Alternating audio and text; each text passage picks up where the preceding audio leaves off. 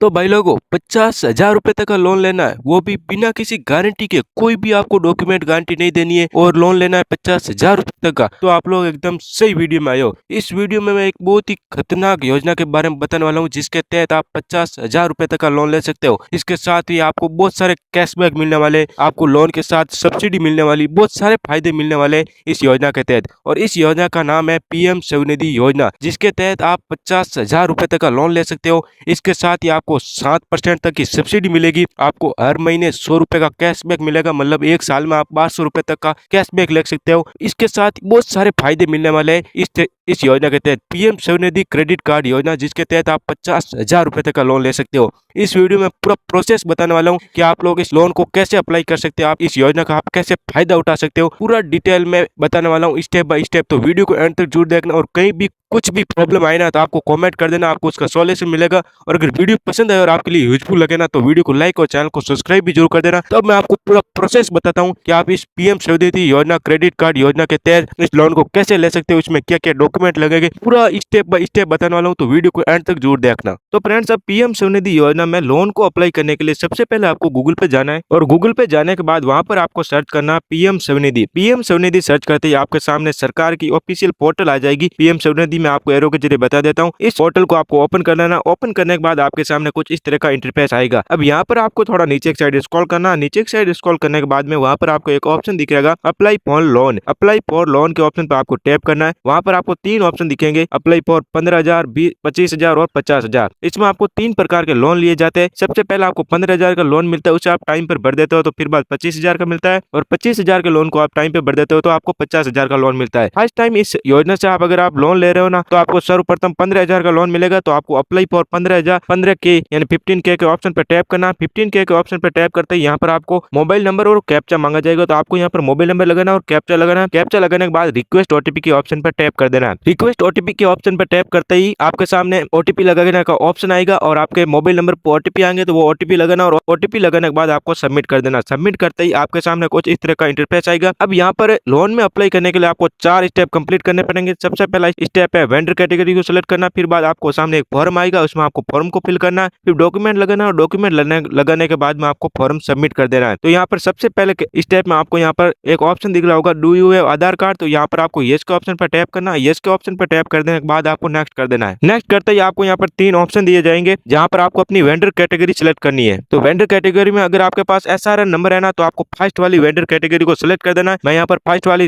Vendor category को select कर रहा हूँ, और मेरे पास SRN नंबर है, और SRN नंबर लगा देना आपको। यहाँ पर नीचे साइड आपको एक बॉक्स दिख रहा होगा, यहाँ पर आपको SRN नंबर लगा देना है। अगर आपके पास SRN नंबर नहीं है तो आपको डोंट हैव SRN इस ऑप्शन पर टैप कर देना, और यहाँ से आपको SRN नंबर अपना ढूंढ लेना है। SRN नंबर लगाने के बाद में तो देखो फ्रेंड्स, SRN नंबर है तो आपको डायरेक्ट SRN नंबर लगाकर आपको सर्च कर देना, और SRN नंबर नहीं है तो यहाँ से आपको फाइंड ईयर के ऑप्शन पर टैप करके आपको अपना SRN नंबर ढूंढ लेना है। तो मुझे यहाँ पर SRN नंबर पता है, तो SRN नंबर लगाने के बाद मैं सर्च के ऑप्शन पर टैप करूंगा। सर्च के ऑप्शन पर टैप करते ही यहाँ पर मेरा नेम आएगा, फादर नेम आएगा, और कुछ नेम जेंडर वगैरह आएगा, डेट ऑफ बर्थ वगैरह आएगा। तो यहाँ पर कंफर्म करना है कि ये आपका ही है। तो यहाँ नीचे की साइड एक एरो का ऑप्शन दिख रहा होगा, मैं आपको बता देता हूँ। कंफर्म SRN के ऑप्शन पर टैप करना है। फिर बाद नीचे की साइड आपको स्क्रॉल करना है। नीचे की साइड स्क्रॉल करने के बाद में यहाँ पर अगर मोबाइल नंबर नहीं भरा हुआ है, मैं आपको एरो के जरिए बता देता हूँ यहाँ पर, तो आपको अपना मोबाइल नंबर भर देना। फिर से नीचे की साइड स्क्रॉल करना। नीचे की साइड स्क्रॉल करने के बाद में यहाँ पर आपको अपना आधार नंबर लगाना है। आधार नंबर लगाने के बाद नीचे की साइड आपको कैप्चा लगाना। जहाँ मैं जो कुछ भी आपको भरना है ना, एक तो मैं बोलकर बता रहा हूँ और एक एरो के जरिए बता रहा हूँ, तो आपको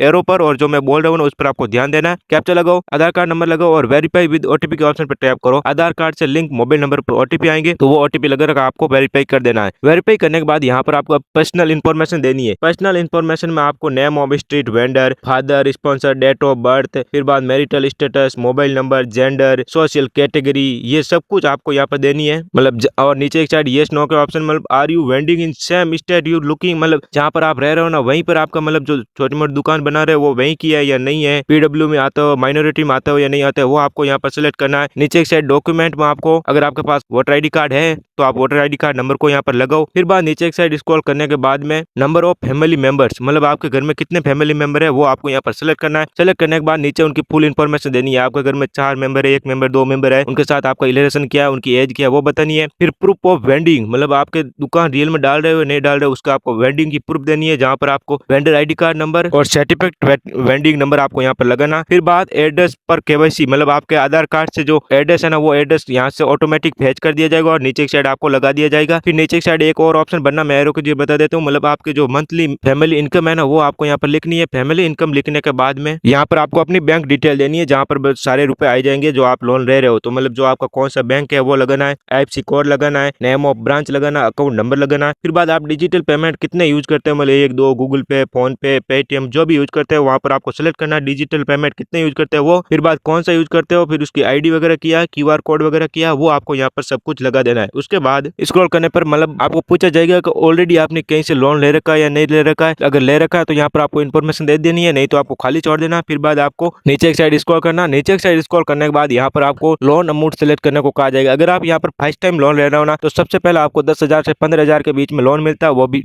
1 साल के लिए। अगर उसे टाइम पर भर देते हो तो फिर बाद आपको 25,000 तक लोन मिलता है और वो मिलता है 18 मंथ के लिए। और फिर बाद 50,000 का लोन मिलता है 36 मंथ के लिए। एक लोन को टाइम पर भर देते हो ना तो दूसरा लोन आपको बहुत आसानी से मिलता है। तो मैं यहाँ पर पेमेंट सेलेक्ट कर देता हूँ, मुझे कितने का चाहिए। नीचे की साइड आपको पर्पज सेलेक्ट करना, तो मैं वर्किंग कैपिटल को सेलेक्ट कर रहा हूँ। वर्किंग कैपिटल सेलेक्ट करने के बाद आपको नीचे सबमिट का ऑप्शन दिख रहा होगा, तो आपको सबमिट कर देना है। सबमिट करने के बाद में यहाँ पर आपको अपना डॉक्यूमेंट आपको अपलोड करने हैं। अब डॉक्यूमेंट क्या अपलोड करने हैं वो मैं आपको बता देता हूँ। अब डॉक्यूमेंट में सबसे पहले आपको लगाना आपका फोटो, सेकंड नंबर में आपको अपना UPI ID यानी QR कोड वगैरह लगाना है, और थर्ड में आपको वेंडिंग सर्टिफिकेट लगाना है, मतलब आपको दुकान का एक सर्टिफिकेट दिया जाता है नगर निगम की तरफ से, वो आपको लगाना है। फिर और चौथे नंबर पर आपको मतलब प्रूफ ऑफ ID कार्ड लगाना, आइडेंटिफाइड कार्ड मतलब आप वोटर ID कार्ड या आधार कार्ड वगैरह लगा सकते हो। और फिर बाद आपको सबमिट कर देना। सबमिट करने के बाद में यहाँ पर कुछ ऑप्शन आएंगे, तो मैं जैसे जैसे बताता हूँ वैसे आपको सेलेक्ट करना। फर्स्ट ऑप्शन पर आपको टैप करना, submit your application for market place, तो ये मैं आपको एरो के जरिए बताता हूँ, उस ऑप्शन पर टैप करना। फिर बाद नीचे की साइड आपको मैं एरो के जरिए बता देता हूँ, वहाँ पर ULB के ऑप्शन पर टैप करना है और टर्म एंड कंडीशन के ऑप्शन पर टैप करने के बाद नीचे की साइड स्क्रॉल करना और वहाँ पर भी आपको टर्म एंड कंडीशन को फुलफिल कर देना। और फिर बाद आपको सबमिट के ऑप्शन पर टैप कर देना है। सबमिट के ऑप्शन पर टैप करते ही तो जैसे ही आप सबमिट के ऑप्शन पर टैप करोगे तो आप PM स्वनिधि योजना में लोन लेने का जो भी आपकी तरफ से प्रोसेस है ना वो आपका कंप्लीट हो चुका है। यहाँ पर आपका एप्लीकेशन नंबर आ चुका है, इसको आपको कहीं पर नोट कर लेना यानी या फिर इसका स्क्रीनशॉट ले लेना, आपको इसको संभाल कर रखना है और आपको फिर बाद डन के ऑप्शन पर टैप कर देना। आपकी तरफ से PM स्वनिधि योजना लोन लेने के लिए जो भी प्रोसेस है ना वो हो चुका है। और एक और बात फ्रेंड्स, अगर इसका क्रेडिट कार्ड लेना है ना, क्रेडिट कार्ड से भी लोन लिया जाता है तो वो लेना है ना, उसके ऊपर में आगे वीडियो आने वाला है, तो आपको चैनल को सब्सक्राइब जरूर कर देना। और इस वीडियो में आपको कहीं भी किसी भी प्रकार का डाउट है तो आपको कमेंट कर देना। और अगर वीडियो आपके लिए यूजफुल लगा तो वीडियो को लाइक भी जरूर कर देना और चैनल को सब्सक्राइब तो आपको करना ही है, क्योंकि ऐसे ही यूजफुल वीडियो मेरे चैनल पर आते रहेंगे। Thanks for watching.